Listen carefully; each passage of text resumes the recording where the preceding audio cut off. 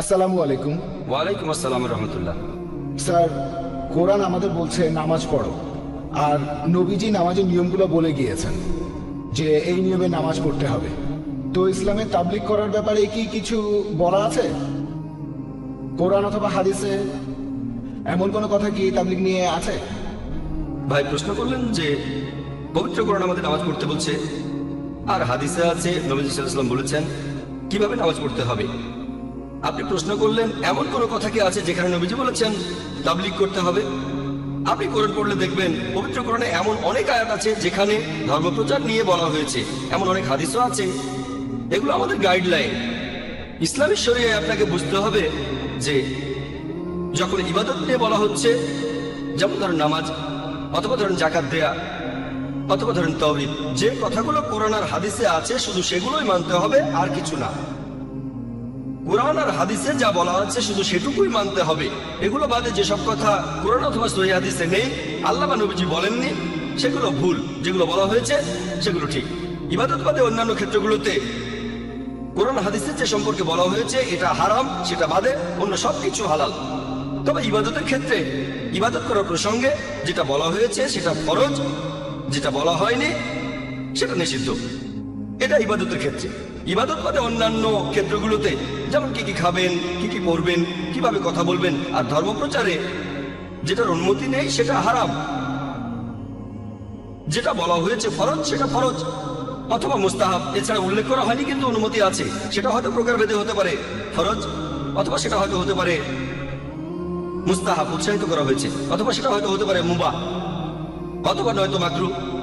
যেটাকে বলা হয়েছে হারাম সেটা হারাম, সেটা নিষিদ্ধ। যেটাকে হারাম বলা হয়নি সেটা হালাল, অনুমতি আছে। এবারে এগুলোর মধ্যে সেটা হতে পারে ফরজ মানে আবশ্যিক, অথবা হতে পারে মুস্তাহাব, উৎসাহিত করা হয়েছে, অথবা হতে পারে মুবাহ অর্থাৎ ঐচ্ছিক, অথবা হতে পারে মাকরুহ, অনুৎসাহিত করা হয়েছে। বিভিন্ন হাদিসের উপর ভিত্তি করে এখন দাওয়া বা ধর্মপ্রচারের ক্ষেত্রে দেখবেন বেশ কিছু গাইডলাইন দেওয়া আছে কোরআনে আর হাদিসে। কোরআন ও হাদিসে বেশ কিছু নির্দেশনা আছে। যেমন ধরুন লেকচারের শুরুতে যে আয়াতটা বলেছিলাম, সূরা নাহলের 125 নম্বর আয়াতে আল্লাহ তাআলা আমাদের বলছেন, উদু ইলা সাবিলি রাব্বিকা বিল হিকমা ওয়া মাউযাতিল হাসানাত ওয়াজাদিলহুম বিল্লাতি আহসান। মানুষকে তোমার প্রতিপালকের পথে আহ্বান করো, হিকমত ও সদুপদেশ দ্বারা তাদের সাথে তর্ক করো এবং তাদের যুক্তি দেখাও সবচেয়ে উত্তম আর গ্রহণযোগ্য পন্থায়। এটা হলো দাওয়া বা ধর্মপ্রচার সম্পর্কে পবিত্র কোরআনের একটা গুরুত্বপূর্ণ আয়াত। মানুষ কিভাবে বুঝবে সেটা আলাদা হতে পারে। কিছু লোক বলতে পারে যে হিকমা মানে নরম সুরে বলা, কেউ যাতে আঘাত না পায়। অনেকেই কোরআনের এই আয়াতকে উদ্ধৃতি দেন। একসময় শেখ দিদাত যখন স্টেজে উঠতেন, লোকজন বলতো হিকমার সাথে বলেন। পরোক্ষভাবে লোকজন বলছে কঠিনভাবে বলবেন না।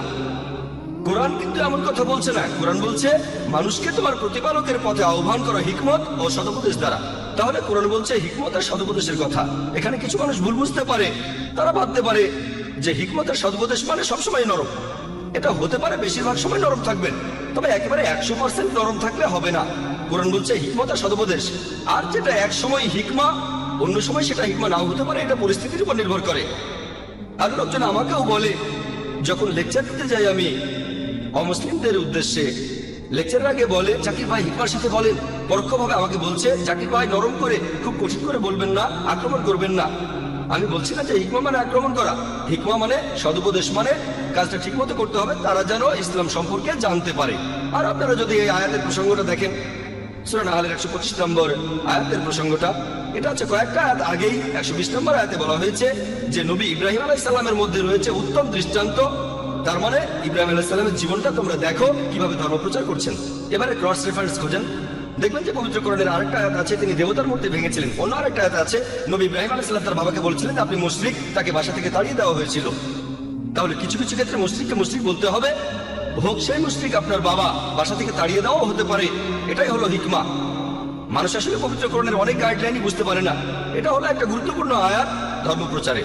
এরকম আরো অনেক আয়াত আছে, যেমন তার সূরা ইমরানের 64 নম্বর আয়াতে উল্লেখ করা হয়েছে, তাআলাউ ইলা কালিমাতিন সাওয়াইন বাইনানা ওয়া বাইনাকুম। এসো সেই কথাই যাহা আমাদের ও তোমাদের মধ্যে এক। প্রথম সাদৃশ্যটা কি? আল্লাহ নাবুদা ইল্লাল্লাহ, যে আমরা আল্লাহ ছাড়া আর কারো ইবাদত করি না। এটা একটা গাইডলাইন। আর আমার মনে হয়, আমার মতে এটা হলো ধর্মপ্রচারের একটা মাস্টার কি। কোনো অমুসলিমের সাথে কথা বললে সাদৃশ্যের কথা বলবো। তাদের ধর্মগ্রন্থে যেটা আছে, আমাদের ধর্মগ্রন্থে যেটা কমন, তাকে অন্তত সেটা মানতে বলবো। আর এখানে সবচেয়ে গুরুত্বপূর্ণ এই সাদৃশ্যে কোরআন বলছে সেটা আল্লাহ নাবুদা ইল্লাল্লাহ, আল্লাহ ছাড়া কারো ইবাদত করি না। তাহলে ধর্ম প্রচারের সবচেয়ে গুরুত্বপূর্ণ দিকটা হলো তৌহিদ। এভাবে কোরআনে কিছু গাইডলাইন দেওয়া আছে, হাদিসে কিছু গাইডলাইন আছে। যেমন আমাদের নবীজি বলেছেন, এটার উল্লেখ আছে সহিহ বুখারীতে, বাল্লিগু আন্নি ওয়াল আয়া, মাত্র একটা আয়াত জানলেও ধর্ম প্রচার করো। আপনি যদি ইসলাম সম্পর্কে একটা আয়াতও জানেন আর জানেন সেটা ঠিক, তাহলে প্রচার করেন। পবিত্র কোরআনে এরকম আরো অনেক আয়াত আছে আর হাদিস যেখানে দেওয়ার কথা বলা হয়েছে। তবে এটা যেহেতু এমন না যে সালাত, যাকাত বা তৌহিদ অথবা কোরআন আর হাদিসে যেটার উল্লেখ আছে তার কিছু আছে ফরজ, কিছু আছে মুস্তাহাব। কোরআনের সেই আয়াত অথবা হাদিসের প্রসঙ্গের উপর নির্ভর করে। তবে ধরেন আমি মাইক্রোফোনে কথা বলছি, প্রশ্ন করতে পারেন নবীজিকে মাইক্রোফোনে কথা বলেছিলেন? না, নবীজি বলেননি। তাহলে মাইক্রোফোনে কথা বলা কি বিদআত? এটা কি হারাম? আমি বলবো না, এটা ব্যবহার করছি ধর্ম প্রচারের জন্য আর সেটাই গুরুত্বপূর্ণ। ধর্ম প্রচার করা ইসলামে ফরজ, তবে এই ক্যাটাগরিতে পড়ে না যেমন সালাত বা যাকাত। ধর্ম প্রচার করা ফরজ, আবশ্যিক, কোনো সন্দেহ নেই। তবে কিভাবে করতে হবে সেটার গাইডলাইন পাবেন কোরআনের হাদিসে। তবে একটা সহিহ হাদিসে যদি বলে মাইক্রোফোনে কথা বলো না, তাহলে মাইক্রোফোনে কথা বলা হারাম, বুঝলেন?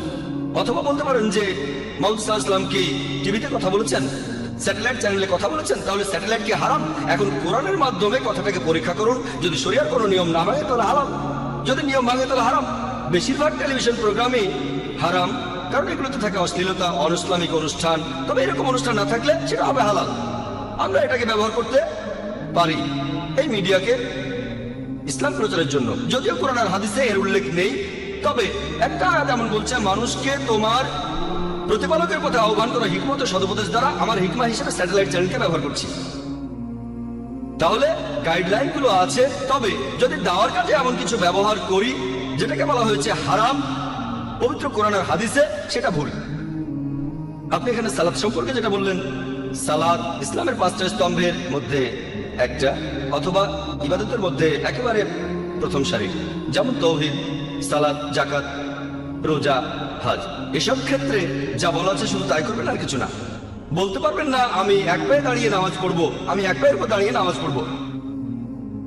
এখন নবীজি কথা বলেননি যে এক পায়ে দাঁড়িয়ে নামাজ পড়াটা হারাম। কি পড়তে পারবেন? না, পারবেন না, কারণ এটা ইসলামের 5টা স্তম্ভের একটা। কিন্তু ধরেন আপনি অসুস্থ আর সমস্যা থাকলে বসে নামাজ পড়তে পারেন, একথা কোরআন বলছে, হাদিসও বলছে। গাইডলাইনটা আছে, যেটা অনুমতি আছে সেটা হালাল। ধর্ম প্রচারের ক্ষেত্রেও একটা গাইডলাইন আছে, আলহামদুলিল্লাহ, কোরআন এবং হাদিসে আছে। গাইডলাইনটা মেনে চলেন যেন শরিয়ার কোনো আইন না ভাঙেন। এটার উপরে সারাদিন ধরে লেকচার দেওয়া যায়। আশা করি